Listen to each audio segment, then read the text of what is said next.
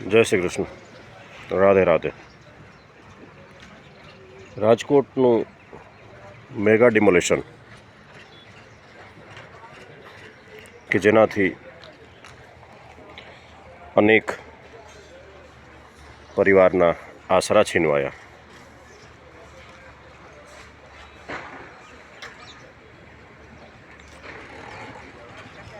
અનેક બાળકોએ પોતાના મોટા થતાં પહેલાં જ પોતાની છત છીનવાઈ જતા જોઈ.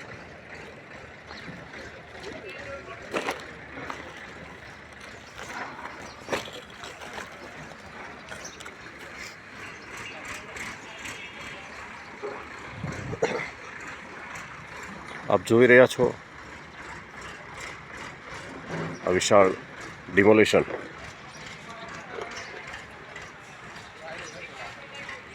અનેક લોકોના અરમાનો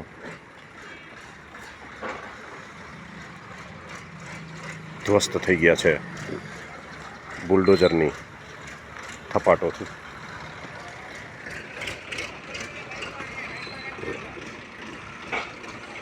મસ્ત મોટા મકાનો પણ પડી રહ્યા છે.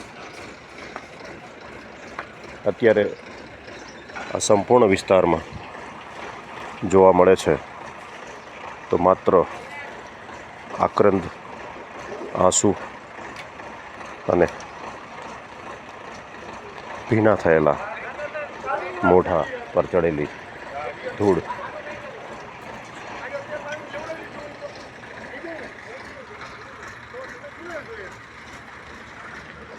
શહેરના વિકાસને સમર્થન આપવું જોઈએ, એમાં કોઈ શક નથી, પણ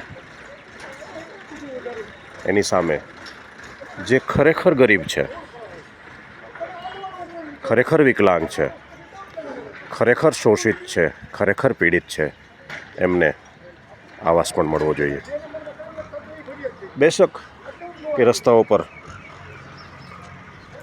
મકાન બની ગયા છે તો રસ્તો ક્લિયર કરવા માટે એ પાડવા જરૂરી છે, પણ એની સામે એની પુનર્વસનની વ્યવસ્થા પણ એટલી જ જરૂરી છે.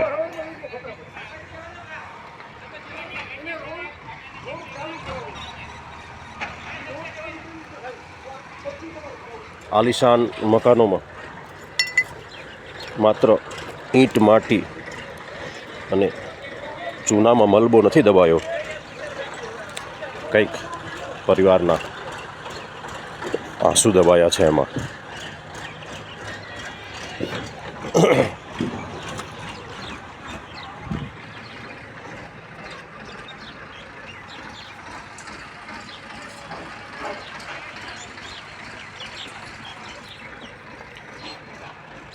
ભલે સરકારી જમીન છે, પણ એમણે બનાવ્યું છે તો પોતાના મહેનતથી જ.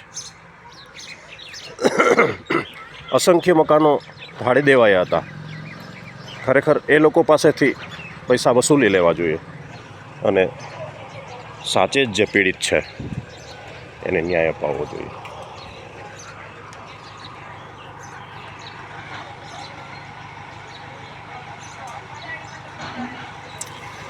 બુલડોઝરની ધણધણાટી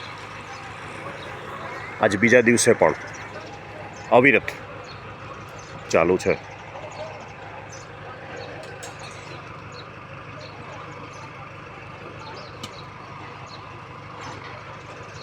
આ દ્રશ્યો ખરેખર હૃદય કંપાવી જાય તેવા છે.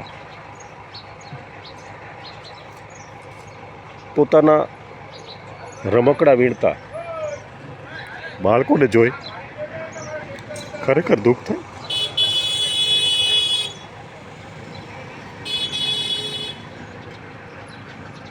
તૂટેલા પરિવારમાંથી ભાવિના ચિંતાના વાદળો શાંતિથી કામ પણ નહીં કરવા દે. આ સ્વીકારીએ છીએ કે ભાઈ અહીં અનેક લોકોએ ખૂબ પૈસા કમાયા છે, પણ ખરેખર પીડિત છે એને ન્યાય તો મળવો જ જોઈએ.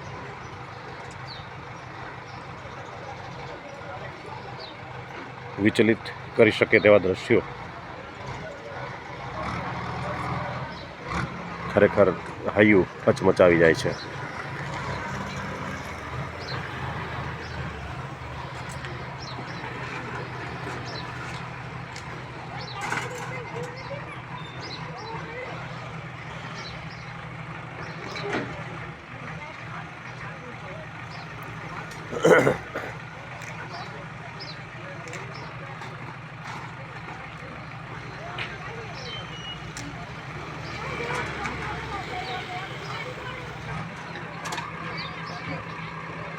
રસ્તાઓ પહોળા કરવા એ જરૂરી છે.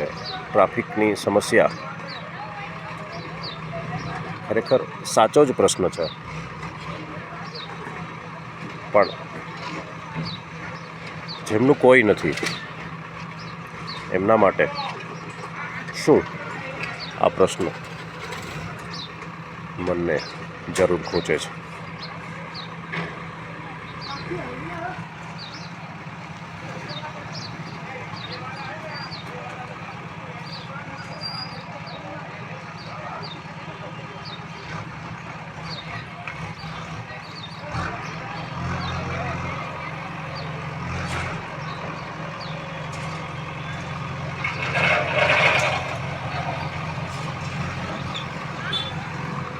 એટલું ચોક્કસ કહી શકાય કે કાલના સરકારી રિપોર્ટ પ્રમાણે સૂકા પાછળ ઘણું બધું લીલું પડી ગયું છે. આ વસવસો એનો છે, આ વ્યથા એની છે. જય શ્રી કૃષ્ણ. રાધે રાધે.